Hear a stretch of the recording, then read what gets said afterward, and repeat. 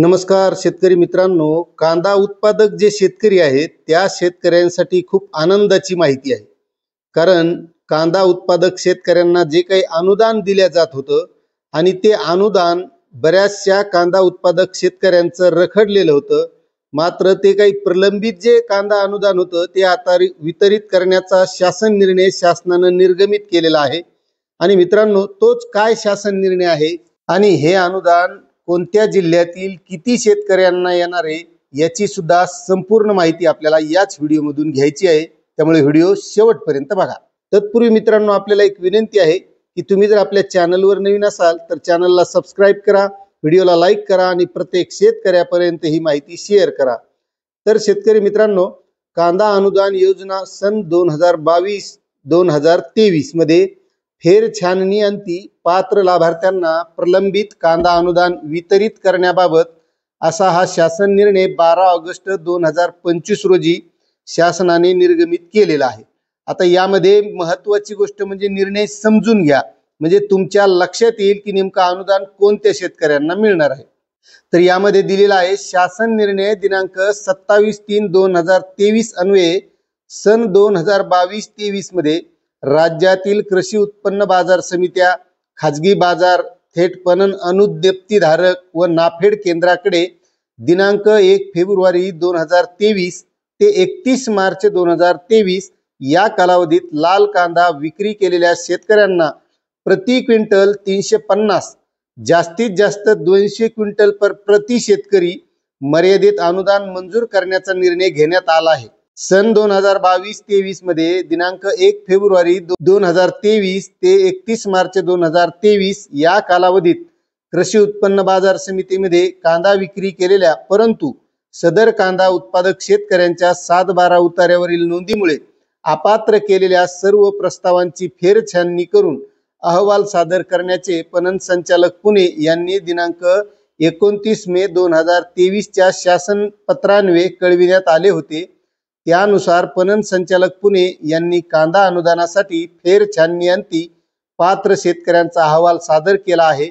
पणन संचालक पुणे यांनी सादर केलेल्या अहवालानुसार शासन निर्णय दिनांक 27 मार्च 2023 अन्वये कांदा अनुदान योजनेसाठी फेर छाननी अंती पात्र शेतकऱ्यांना अनुदानाची रक्कम उपलब्ध करण्यासाठी ₹32,32,30,507.50 इतकी रकमेची पुरवणी मागणी जुलै 2025 च्या पावसाळी अधिवेशनात मंजूर करण्यात आली आहे.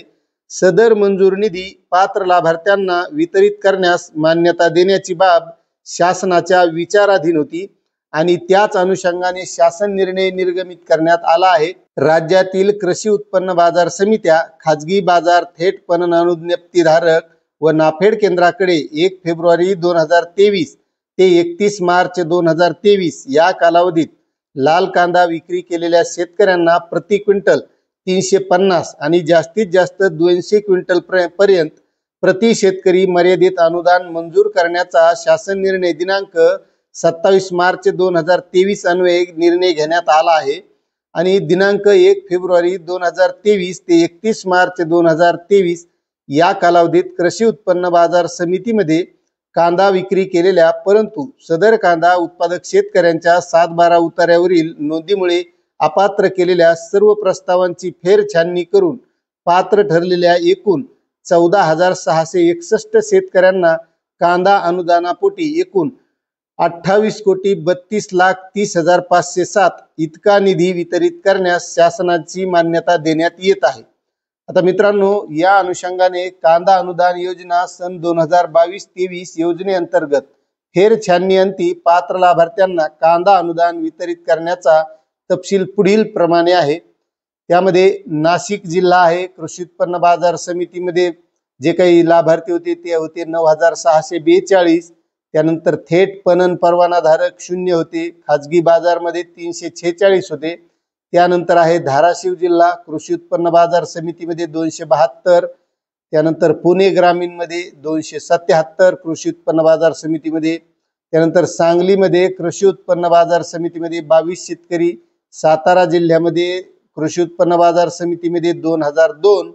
त्यानंतर धुळे जिल्ह्यामध्ये कृषी उत्पन्न बाजार समितीमध्ये 43 शेतकऱ्यांनी, तर जळगाव जिल्ह्यामध्ये कृषी उत्पन्न बाजार समितीमध्ये 387 शेतकऱ्यांनी विक्री केला होता। अहिल्यानगरमध्ये कृषी उत्पन्न बाजार समितीमध्ये 1399 शेतकऱ्यांनी विक्री केला होता। त्यानंतर नागपूर जिल्ह्यामध्ये 2 शेतकऱ्यांनी कृषी उत्पन्न बाजार समितीमध्ये विक्री केला होता। त्यानंतर रायगड जिल्ह्यामध्ये 261 शेतकऱ्यांनी विक्री केला होता।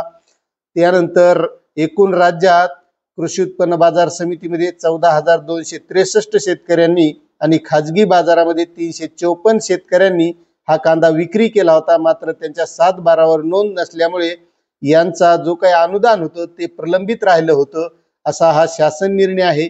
मित्रांनो, आपल्याला हा शासन निर्णय कसा वाटला नक्कीच कमेंट करा। चॅनलवर नवीन असाल तर सबस्क्राईब करा, व्हिडिओला लाईक करा। भेटूया अशाच नवनवीन माहितीसह नवीन व्हिडिओमध्ये। धन्यवाद।